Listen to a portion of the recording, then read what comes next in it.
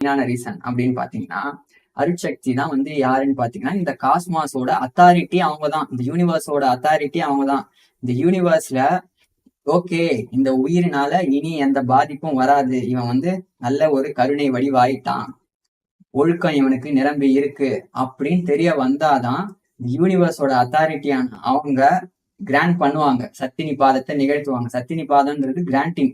இவனுக்கு இனிமே எல்லா விஷயத்தையும் காட்டலாம், இந்த யூனிவர்ஸ் உடைய பிரபஞ்சத்தையும் உண்மையும் இவனுக்கு காட்டலான்ட்டு அப்பதான் இவன் நமக்கு வந்து காட்டப்படும். அது வரைக்கும் எல்லாமே மறைப்பாதான் இருக்கும், எதுவும் நமக்கு தெரியாது. புரியுதுங்களா? நாம ஒழுக்க நெறியில நின்று வரும்போதே நமக்கு மறைப்புகள் கொஞ்சம் கொஞ்சமா நீங்க ஆரம்பிக்கும். ஸோ அப்பவே கொஞ்சம் கொஞ்சமா தான் நமக்கு நிகழ ஆரம்பிக்கும். அதையும் நம்ம இங்க பதிவு பண்ணிக்கணும். ஓகேயா?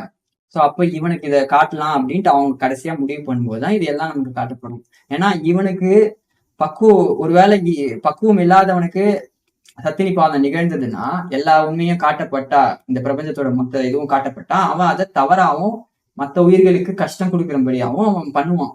ஸோ அப்ப அங்க யார் அதை மெயினா பார்ப்பாங்கன்னா, இவனுக்கு இந்த பவரு, இவனுக்கு இந்த இதெல்லாம் யாரா கிராண்ட் பண்ணது, இவனுக்கு யார் இந்த விஷயத்தெல்லாம் சொன்னதுன்ட்டு தான் பார்ப்பாங்க. ஸோ அப்போ சத்தினி பாதத்தை இவனுக்கு ஏற்படுத்தினது யாரு, எதனால நடந்தது அப்படின்ட்டு தான் கேட்பாங்க. ஸோ அவங்கதான் அதுக்கு ரெஸ்பான்சிபிள்.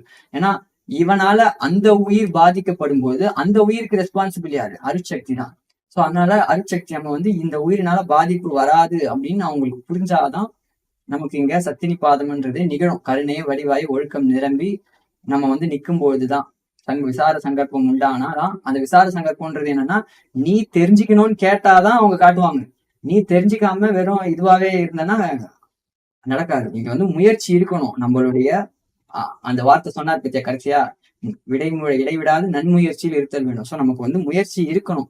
முயற்சி இருந்தாதான் இங்க நிகழும். ஏன்னா முயற்சி இல்லாம தானா நிகழ்ந்ததுன்னா அது வந்து என்னன்னா, அதுக்கப்புறம் நாமளே கேட்போம், எதுக்கு எனக்கு இப்ப இதை நிகழ்த்தின சத்தினி பாதத்தை, நான் பாட்டு சும்மா இருந்தேன்ல நான் கேட்பேன். ஸோ அதனால நமக்கு இங்க ஒரு விருப்பம் இருந்தாதான் இறைவனாலே உதவி பண்ண முடியும். ஏன்னா அவர் ஃப்ரீ வில்ல நம்ம கிட்ட கொடுத்துட்டாரு. நிறைய பேர் என்ன சொல்றாங்க, எல்லாம் அவர் பண்றாரு, நான் எதுக்கு பண்ணணும்னு உட்காந்துக்கிறாங்க. அப்படி இல்லை, நம்ம பண்ணணும். அது நன்முயற்சியில நம்ம பண்ணணும். ஒரு விருப்பம் நமக்குள்ள இருக்கணும். அப்பதான் இங்க எல்லாம் நிகழும்.